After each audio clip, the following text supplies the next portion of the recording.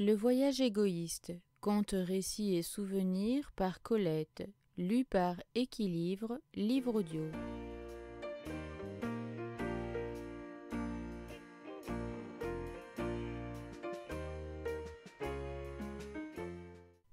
Malade. Comme chaque matin, une mince colonne lilas, une tige de lumière, debout, divise l'obscurité de la chambre.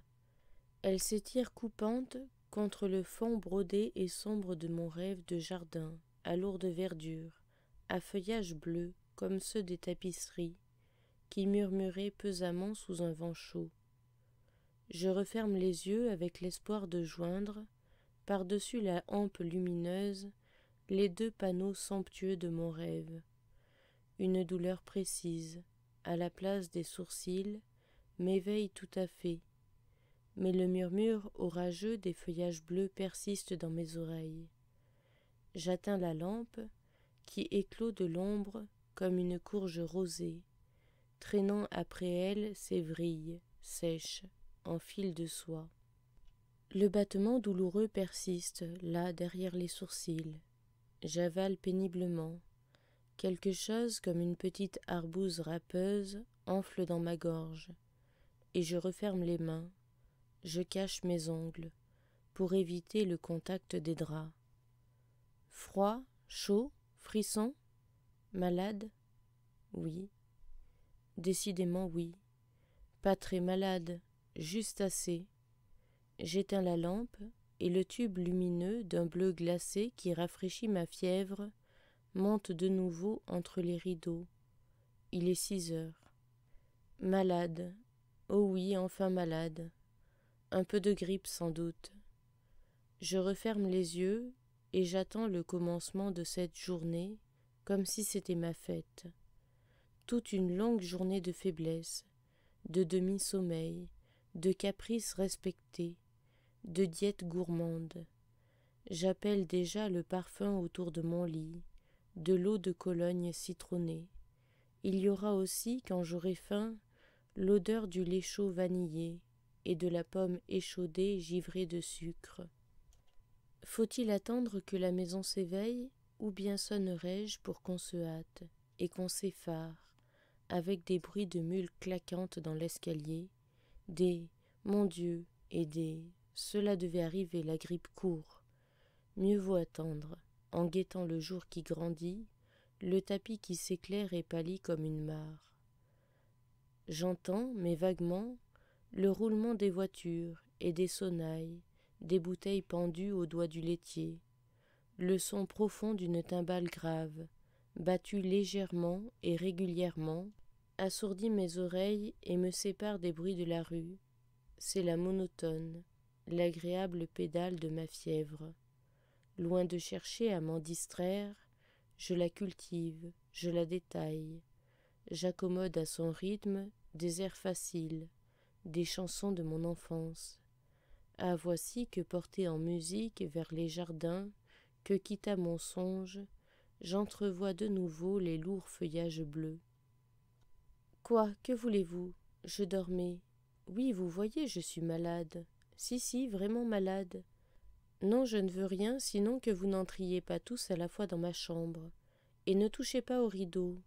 Oh, la grossièreté des gens bien portants. Avez-vous fini de les ouvrir et refermer, et d'agiter de grands drapeaux de clarté qui refroidissent toute la pièce?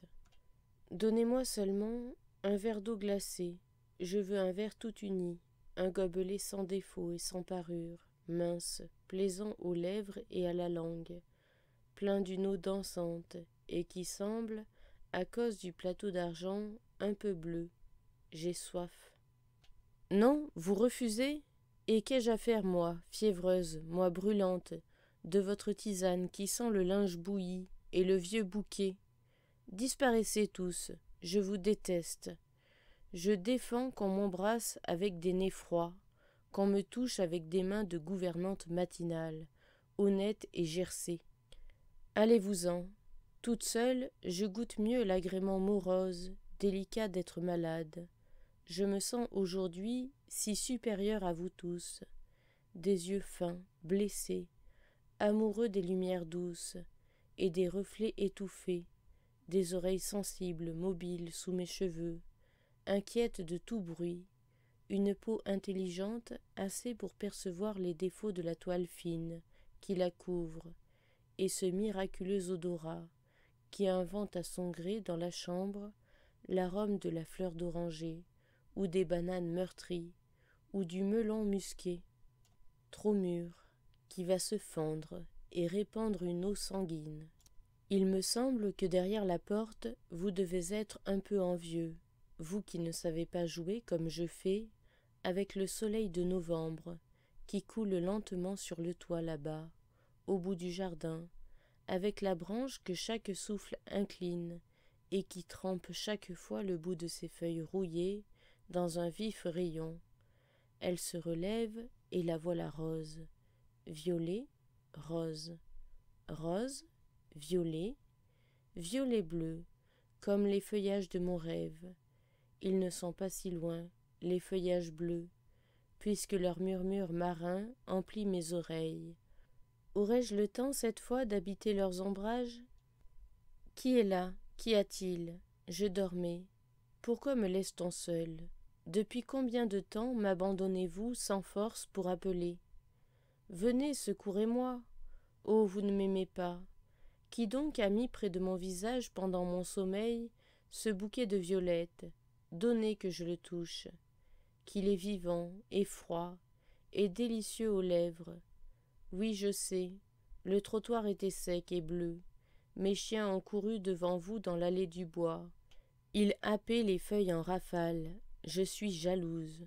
Ne me regardez pas, je voudrais être petite pour pleurer sans honte. Je n'aime plus être malade. Je suis sage. Je boirai la potion amère, la tisane aussi.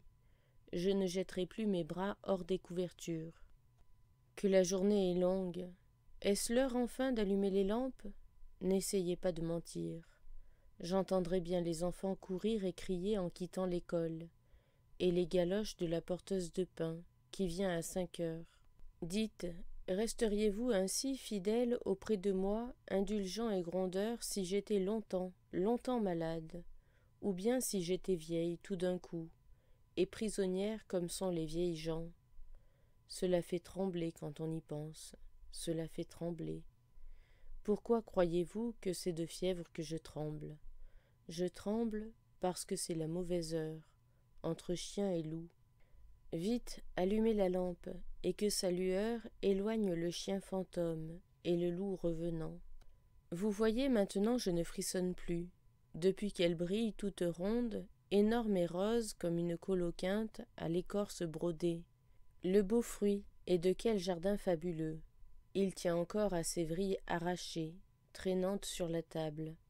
Et peut-être qu'en fermant les yeux, attendez, oui, je vois la branche qui portait le fruit, et voici l'arbre après la branche, l'arbre bleu, enfin, enfin, et tout le jardin sombre, accablé de vent chaud, murmurant d'eau et de feuilles, le jardin de mon rêve, dont je demeure, depuis cette nuit altérée.